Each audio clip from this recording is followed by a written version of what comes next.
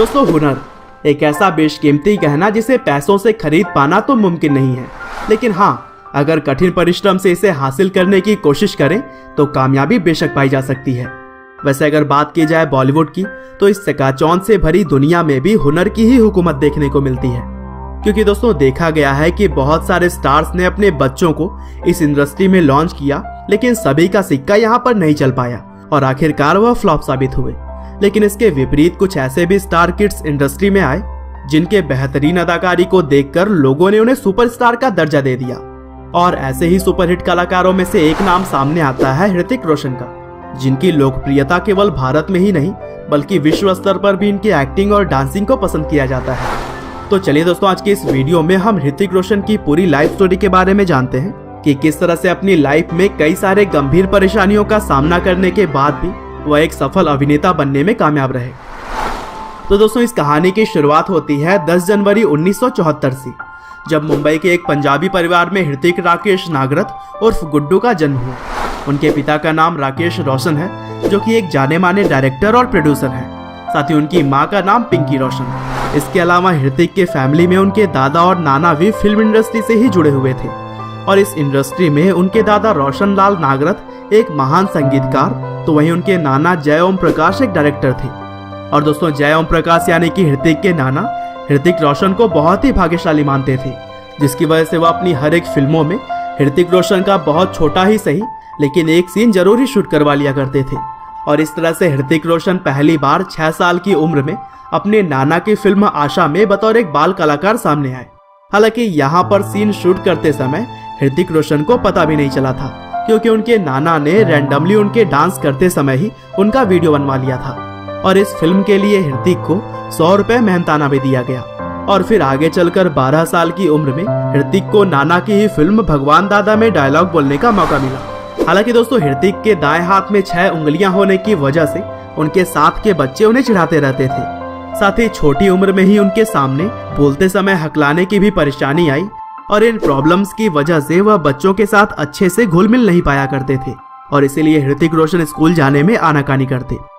हालांकि आगे चलकर स्पीच थेरेपी की मदद से ऋतिक रोशन को हकलाने वाले प्रॉब्लम से छुटकारा मिल गई। और दोस्तों, नाना जी की फिल्मों में छोटे मोटे रोल करने के दौरान ही ऋतिक ने एक सफल एक्टर बनने का सपना देख लिया था। लेकिन दूसरी ओर उनके पिता चाहते थे कि वो अभी सिर्फ अपनी पढ़ाई पर ही ध्यान दें। लेकिन 20 साल की उम्र में एक बार फिर से ऋतिक के सामने एक और बड़ी परेशानी तब आई जब उन्हें स्कोलियोसिस नाम की एक गंभीर बीमारी ने घेर लिया और इस बीमारी की वजह से उनकी रीढ़ की हड्डी में परेशानी आ गई थी। साथ ही डॉक्टर्स ने भी उन्हें स्टंट और डांस न करने की सलाह दे डाली, लेकिन इसके बावजूद भी वह अपने इस पैशन को इग्नोर नहीं कर सके। और फिर आगे चलकर उन्होंने अपने कॉलेज की पढ़ाई Sydenham college of commerce and economics से की और पढ़ाई कंप्लीट हो जाने के बाद से उन्होंने फिल्म इंडस्ट्री में आने का फैसला किया। और शुरुआती कुछ साल वह अपने पिता के साथ एक असिस्टेंट डायरेक्टर के तौर पर काम करते रहे।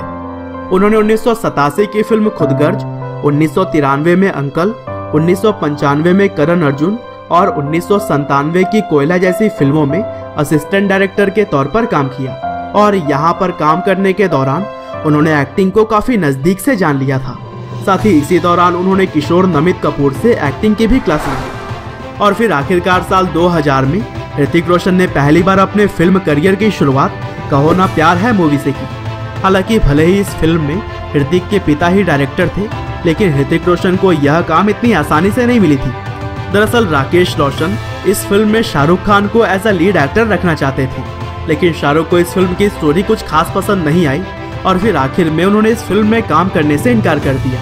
और जब राकेश रोशन को कुछ भी समझ नहीं आया, तब उन्होंने इसी फिल्म से ही ऋतिक रोशन को आजमाने का सोचा। लेकिन ऋतिक रोशन अपनी इस पहली ही फिल्म में बेहतरीन डांस और जबरदस्त एक्टिंग से लोगों के दिलों में छा गए और इस फिल्म के लिए उन्हें film fair awards, IIFA award और जी सिनेमा अवार्ड का बेस्ट मेल डेब्यू और बेस्ट एक्टर अवार्ड से भी नवाजा गया। और फिर अपनी पहली ही सफल फिल्म के बाद से ऋतिक ने फिजा, मिशन काश्मीर, कभी खुशी कभी गम, कोई मिल गया, क्रिश, जोधा अकबर, धूम, गुजारिश, अग्निपथ, जिंदगी ना मिलेगी दोबारा और काबिल जैसे कई सारे फिल्मों में काम किया और उनकी अभी तक की सभी फिल्में आप अपनी स्क्रीन पर देख सकते हैं। और दोस्तों, पहली फिल्म के सफलता के बाद ही ऋतिक रोशन ने 20 दिसंबर साल 2000 को सुजैन खान से शादी कर ली और फिर सुजैन से ऋतिक को 2 बेटे भी हुए। हालांकि ऋतिक और उनकी पत्नी सुजैन अब साथ नहीं है, क्योंकि दोनों ने आपसी सहमति से 2014 में तलाक ले लिया।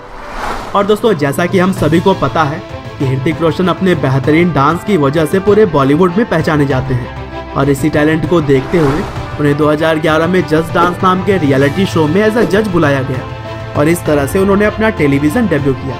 साथ ही इस शो से वह छोटे पर्दे के सबसे महंगे एक्टर बनकर सामने आए। और दोस्तों, ऋतिक रोशन ने अपना खुद का क्लॉथिंग ब्रांड भी शुरू किया, जिसका नाम है HRX।